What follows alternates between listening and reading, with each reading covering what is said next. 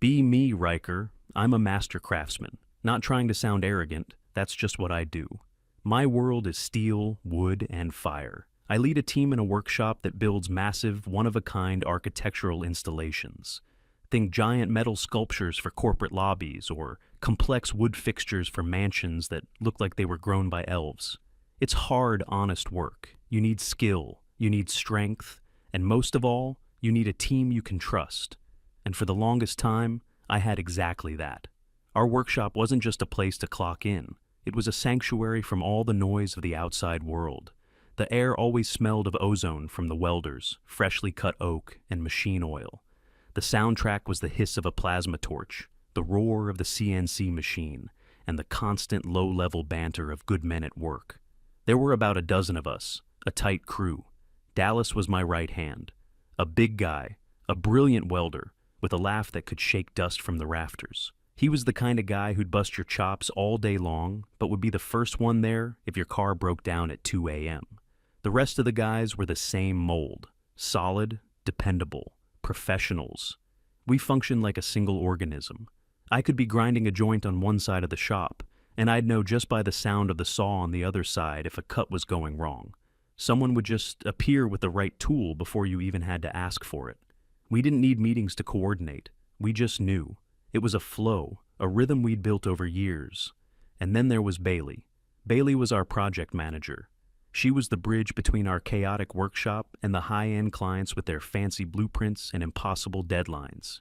She'd been with us for years, started as an assistant, and just proved she was sharper and more organized than anyone else. She wasn't one of the guys, she was just Bailey, part of the team. She'd walk into the workshop, clipboard in hand, weaving between sparks from a grinder and stacks of raw steel without flinching. She knew the name of every tool, the properties of every material we worked with. Dallas would give her hell, of course. "Morning, sunshine. Here to grace us peasants with your presence?" And she'd fire right back without missing a beat. "Just making sure you're welding the right pieces together, Dallas. Wouldn't want the client's multi-million-dollar sculpture to look like one of your failed art projects." We'd all chuckle. It was part of the routine. The respect was there because she earned it, every single day. She fought for us with clients, got us deadline extensions when we needed them, and understood that sometimes genius takes an extra hour. In return, we'd pull all-nighters to make sure her projects came in on time, looking perfect. It was a balanced ecosystem. We worked hard, we joked around, we respected each other based on skill and character. It was simple. It worked. I guess it was too simple for the modern world. The trouble started a few months back. I think it was late spring, when the big doors of the shop were open to let the breeze in. Our boss, Julius, sold a minority stake in the company to some new investment firm. We didn't think much of it at first. Julius told us it was good news. Capital for new equipment, bigger projects. Julius is a decent guy at heart. He started the business with his own two hands, came from the shop floor himself, but he'd gotten soft over the years. More of a businessman than a craftsman now.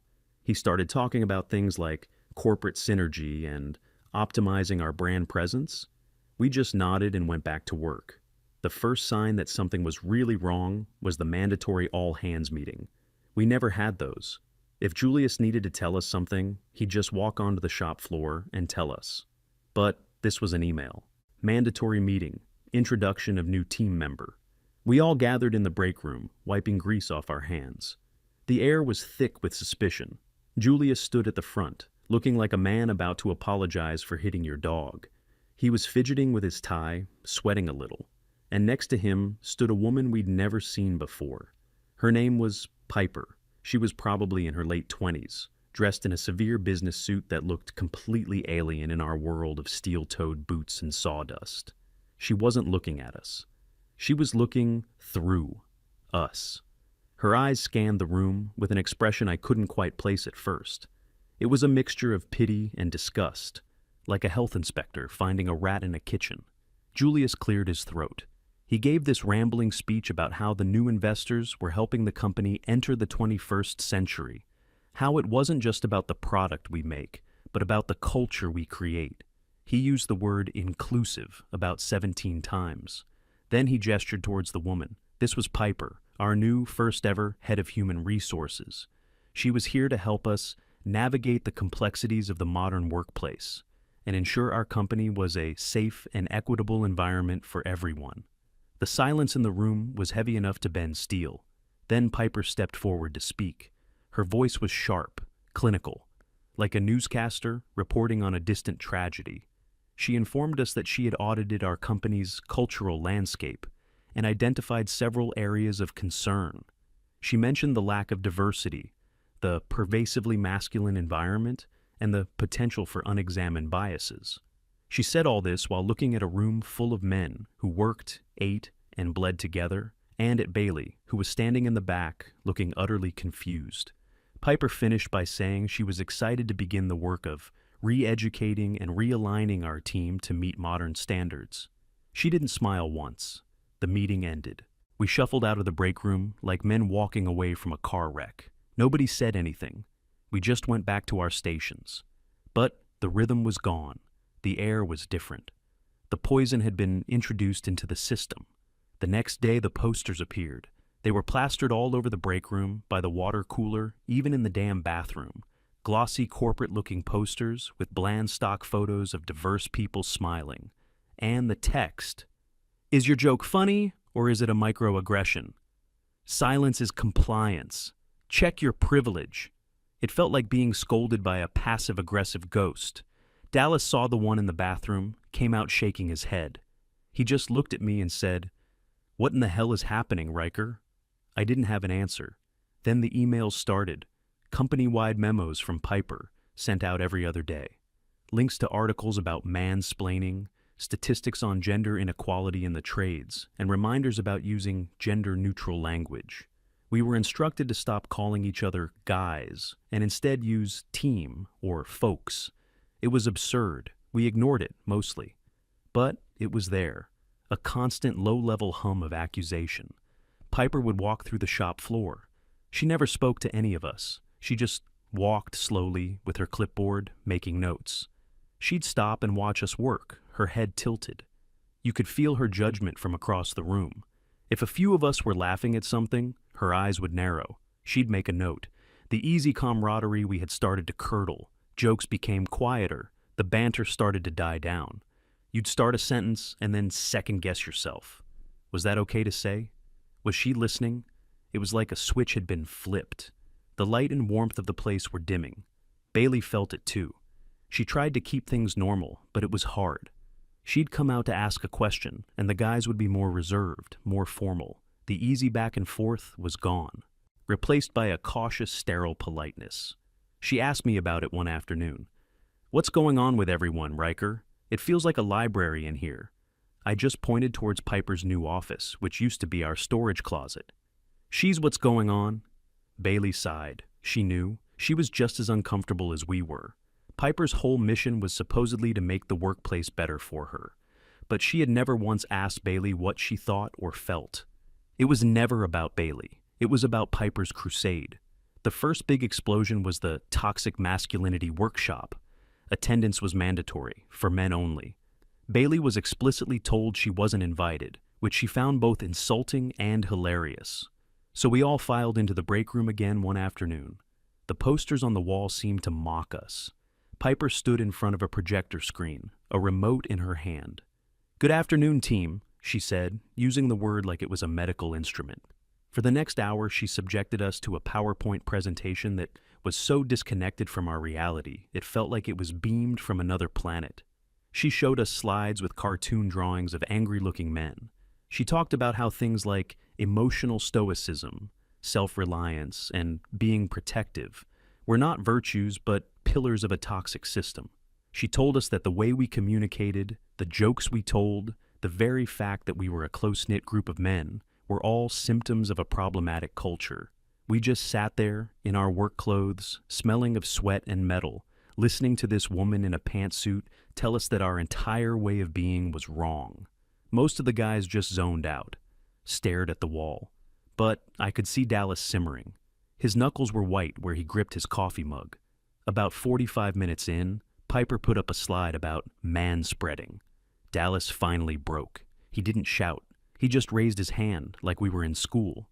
Piper looked annoyed, but she called on him. "Dallas." "Yeah, I have a question, he said, his voice dangerously calm. I spend 10 hours a day crouched in a steel hull, welding seams over my head. My back is shot, my knees are screaming, and I've got burns on my arms that'll never fade. Can you explain to me how the way I sit on a bus is more important than whether or not this multi-ton sculpture we're building is going to collapse and kill someone? The room was dead silent. Piper's face didn't change. She didn't get angry. She got colder. Thank you for sharing, Dallas, she said, her voice dripping with condescension. That kind of defensive reaction and whataboutism is a classic sign of male fragility. It's an area we'll need to work on. She clicked to the next slide without another word. She had taken his genuine, work-related point and turned it into a psychological failing on his part. She didn't debate him. She diagnosed him. That was the moment I knew this wasn't about making things better. This was about power. This was an ideological conquest. We were the natives, and she was the missionary here to save our heathen souls, whether we wanted her to or not. After that workshop, things got worse. Dallas was written up for disruptive behavior. Piper now had her first official enemy, and it emboldened her. She started implementing new rules. All project discussions had to be formally scheduled through her to ensure all voices were heard equally.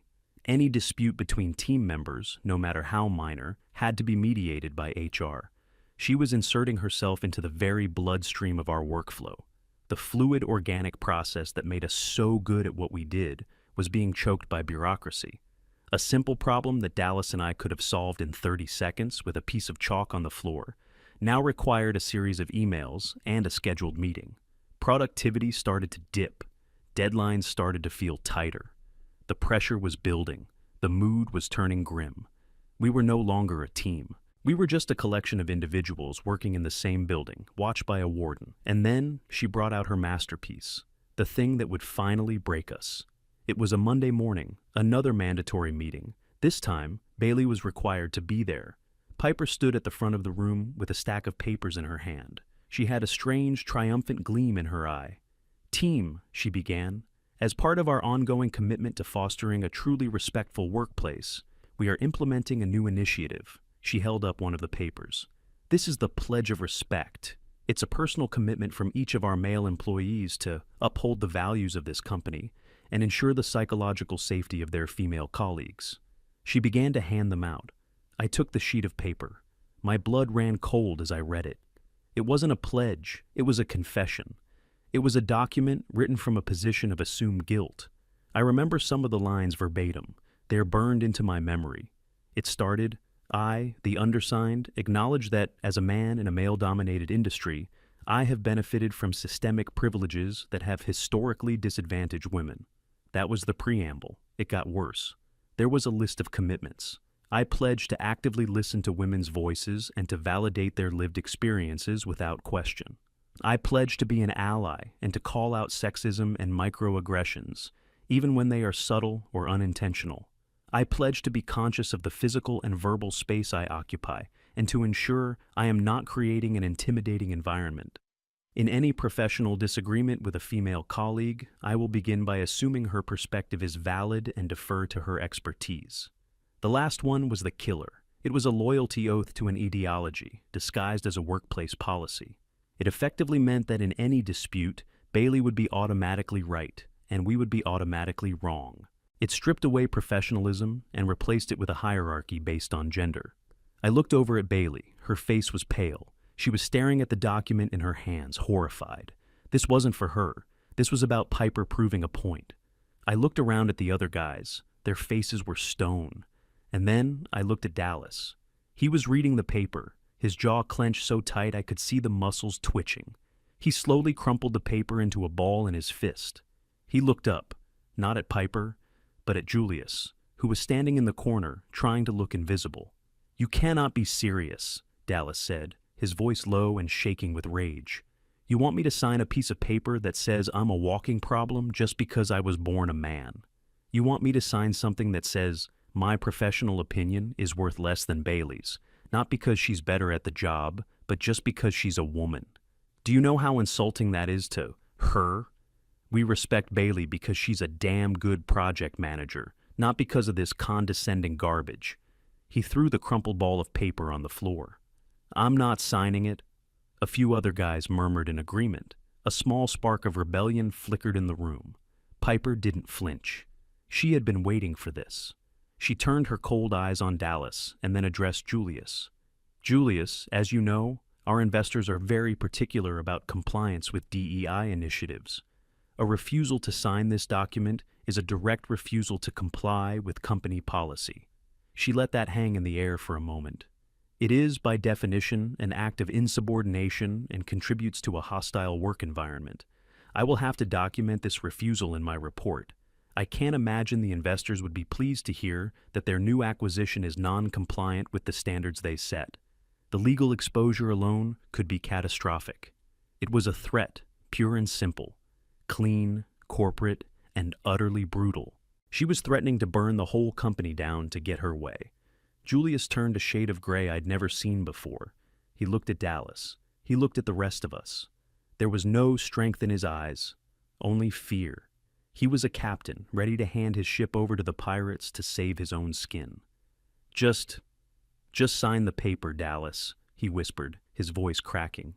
It's just words. Don't make trouble. The spark of rebellion died. Betrayal is a cold, heavy thing. It settled over the room like a shroud.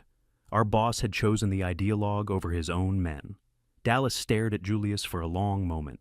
His face was a mask of contempt and disappointment. He looked older. He slowly bent down, picked up the crumpled paper, and smoothed it out on the table. He didn't say another word. All eyes turned to me. As the lead, they were waiting for my move. I looked at the pledge in my hand, this vile little document, this loyalty oath. And I looked at the faces of my crew, men I'd worked with for a decade, men I trusted with my life around heavy machinery. I saw their anger, their humiliation, and their helplessness. Protesting was useless. She had us. Any resistance would just be used as further proof that we were the toxic men she claimed we were. We were in a cage. There was no way to fight. But we didn't have to like it. I picked up the pen. I met the eyes of every man in that room, one by one. I held their gaze for a second. It was a silent message, a new pledge, one that wasn't written down. An understanding passed between us. Okay, they want compliance. We'll give them compliance, exactly what they ask for, nothing more, nothing less. I signed the paper. My signature was neat, precise, and dead. One by one, the rest of the men stepped forward and did the same. The only sound in the room was the scratching of pens on paper. It was the sound of a team dying. When the last man signed, Piper collected the sheets with a small, satisfied smile. She had won. She had no idea what she had just unleashed. The next morning was the first day of our new world. I walked into the workshop, and the silence was the first thing I noticed. It wasn't a peaceful silence. It was a heavy, dead quiet. The only sounds were the hum of the ventilation and the clank of metal on metal. The soul of the place was gone. The guys were already there, working. No one was talking. Each man was an island, focused entirely on his own task. When Bailey came in, a coffee in her hand, she gave her usual cheerful, "Morning, everyone." What she got back was a perfectly synchronized, monotone chorus. "Good morning, Ms. Bailey." The words were polite. The tone was a wall of ice. She stopped, confused.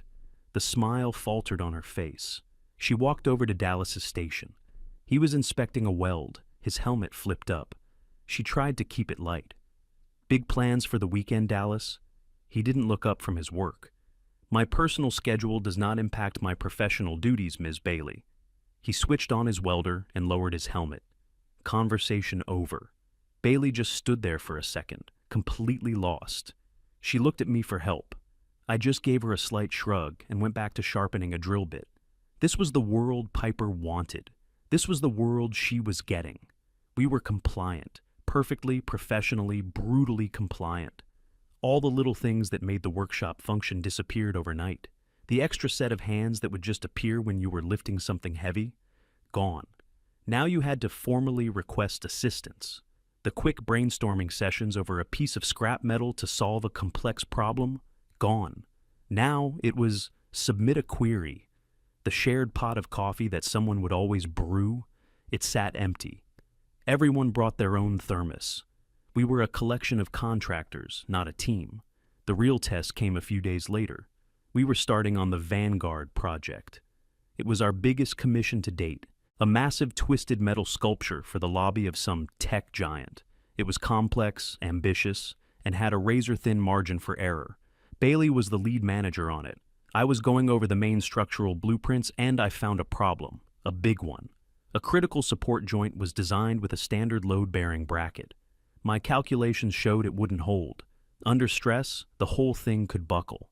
Before, I would have walked over to Bailey, grabbed a piece of soapstone, and we would have sketched out a solution on the floor in 5 minutes.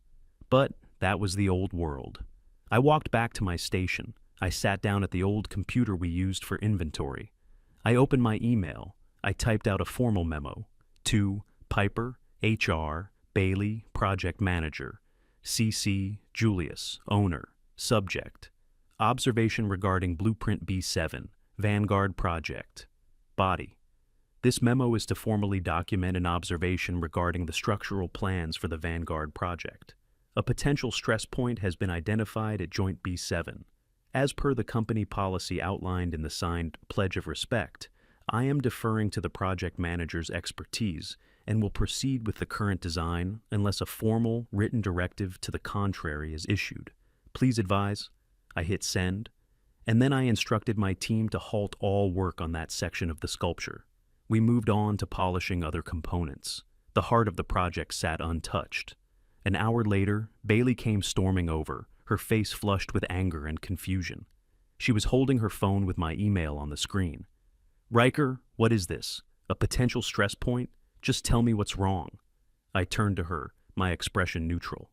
It's all in the report, Ms. Bailey. I have followed protocol. Protocol? We don't have a protocol for this. We talk to each other. Just show me the problem. I cannot, I said calmly. The pledge I signed obligates me to validate your lived experience and defer to your expertise. Questioning your blueprint would be a direct violation of that pledge. I am not comfortable creating a hostile work environment. I used her own weaponized language against her. She stared at me, her mouth open. She looked like I had slapped her. She realized we weren't just being quiet. We were actively using the rules Piper had created to grind the whole operation to a halt. She spun around and marched towards Piper's office. The rest of the week was a slow-motion disaster. Bailey was in a state of quiet panic. She couldn't get a straight answer out of anyone. Every question was met with a polite, formal, and utterly useless response that usually involved the phrase, "as per company policy." The Vanguard project was bleeding time and money. Piper, of course, was completely blind to the real problem. In her mind, the silence and lack of cooperation wasn't a reaction to her policies. It was proof that her policies were necessary. She saw it as male sulking and weaponized incompetence. Her solution, as always, was more HR. She scheduled another mandatory meeting. This one was a voluntary sharing circle designed to rebuild trust. We all sat in a circle of chairs in the break room. Bailey was there, looking exhausted. Piper was at the head, radiating smug therapeutic authority. "I know there has been some tension lately," she began. "This is a safe space to share our feelings without judgment. Who would like to begin?" Silence. The only sound was the buzzing of the refrigerator. Piper's smile tightened. "Okay, I'll start. I feel that some of you are resistant to positive change, and it makes me feel unsafe." More silence. She finally pointed at Dallas. "Dallas, why don't you share what you're feeling right now?" Dallas looked at the ceiling for a long moment, as if gathering his thoughts. Then he looked directly at Piper, his face completely devoid of emotion. "I am feeling a strong sense of motivation," he said, his voice a flat monotone. "I am motivated to complete my assigned tasks within the designated work hours, in accordance with the company handbook and all recently implemented HR policies." A few of the guys coughed to hide their laughter. Piper's face fell. She didn't know how to respond to that. He was giving her perfect corporate-approved nonsense. She tried to recover. "That's great, Dallas. But what about on an emotional level?" "My emotional state is optimally calibrated for workplace productivity," he replied without blinking. The meeting was a complete farce. Piper ended it early, looking flustered for the first time since she'd arrived. She had tried to fight a fire with gasoline, and now the whole house was burning down around her, and she still couldn't smell the smoke. The day of reckoning arrived the following week. The client from the Vanguard project was coming for a site visit, a man named Mr. Davis. We were hopelessly behind schedule. The main sculpture was a skeleton of its former self, with the most critical part sitting untouched. Julius was a nervous wreck. Piper kept reassuring him that this was just a transitional period in a cultural realignment. Mr. Davis arrived. He wasn't a slick executive. He was an older man, an engineer by trade, with hands that had seen real work and eyes that missed nothing. He walked in, took one look at the sculpture, and his face hardened. He didn't speak to Julius or Bailey. He walked the perimeter of the project, his footsteps echoing in the quiet workshop. He stopped right in front of the problematic joint. He squinted at it, then tapped the inadequate bracket with his pen. "This is wrong," he said, his voice quiet but carrying across the entire shop. "This is a standard bracket on a primary load-bearing joint. The specs call for a custom-forged gusset. Why is this work not done?" Julius started stammering. "Well, we've had some internal process revisions." Mr. Davis cut him off, not even looking at him. He looked directly at me. "You," he said, pointing at me. "You're the lead craftsman. You look like you know what you're doing. Tell me why my $500,000 sculpture is being held together with a piece of hardware I could buy at a home improvement store." Every eye in the workshop was on me. This was it. The moment of truth. I took a breath. "Sir, we identified that issue on the blueprints last week," I said, my voice steady and clear. "A formal report was filed with management requesting a directive. We are still waiting for that directive. My team does not proceed on a project of this scale without proper authorization." Mr. Davis's eyes narrowed. He turned his gaze from me to Julius and Piper. "You're telling me you've been sitting on a critical structural flaw for a week because you were waiting on a memo?" he asked, his voice dripping with disbelief. "Are you building a sculpture or a bureaucracy?" He turned back to Julius. "I'm pulling my contract. My lawyers will be in touch." And with that, he turned and walked out of the workshop. The sound of the door closing was like a gunshot. Julius looked like he'd been punched in the gut. All the blood drained from his face. He looked around, wild-eyed, and his fear finally turned to anger. "What have you done?" he screamed at us, at the whole room. "What is wrong with you people? Why can't you just do your jobs?" That was the final straw for Dallas. He walked over to the bulletin board where a copy of the pledge was pinned. He ripped it off the board, marched over to Julius, and slapped it down on the workbench in front of him. "This is what's wrong," Dallas roared, his voice echoing in the silence. "This is what's wrong with us. You stood there and let this woman call us all broken. You made us sign this piece of garbage that says we're guilty until proven innocent. You wanted us to stop being a team and start being compliant little robots who just follow orders? Well, congratulations, Julius. You got what you wanted." Piper stepped forward, her face a mask of outrage. "This is a completely unacceptable outburst of male aggression. I am documenting this." But before she could say another word, Bailey spoke up. Her voice wasn't loud, but it cut through everything. "He's right." Everyone stopped. Everyone looked at her. "He's right, Julius," she said again, her eyes filled with a sad, fierce clarity. "This is your fault. And Piper, you didn't help me. You used me as a weapon. You came in here and broke the best, most functional team I have ever been a part of because you care more about your ideology than you do about people. This place wasn't toxic. You made it toxic." The silence that followed was absolute. Piper stood there, speechless, as her entire narrative, her whole reason for being, was dismantled by the very person she was supposedly protecting. Julius looked from Dallas's furious face to Bailey's disappointed one. He looked at the rest of us, standing silent, our faces like stone, and for the first time, he seemed to finally understand. He wasn't looking at employees anymore. He was looking at the wreckage of what he had built. He looked at Piper, and all the fear was gone from his eyes. It was replaced by a cold, hard anger. "Piper, my office, now." She tried to argue, but he just pointed. She walked into his office. He followed and closed the door.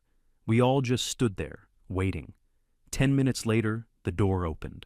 Piper walked out, holding a small cardboard box with a plant and a picture frame in it. Her face was pale and tight. She wouldn't look at anyone. She walked through the workshop and out the front door without a word. Julius came out of his office. He looked 10 years older. He walked over to the workbench, picked up the pledge Dallas had thrown down. He looked at all of us. "I'm sorry," he said. His voice was quiet. "I screwed up.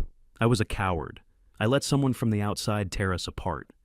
He tore the pledge in half, then in half again, and dropped the pieces into a trash can. He looked at me. "Riker, can you fix this? The project?" I looked at the guys. I saw the anger in their eyes finally starting to fade, replaced by a weary relief. I looked at Bailey, who gave me a small, hopeful nod. "Yeah, Julius," I said. "We can fix it." The next morning, I walked into the workshop. The first thing I heard was Dallas telling a terrible joke, and Bailey groaning in response. The smell of fresh coffee was in the air. The rhythm was back. We had a hell of a job ahead of us to save the Vanguard project. But we were a team again, and we'd be okay.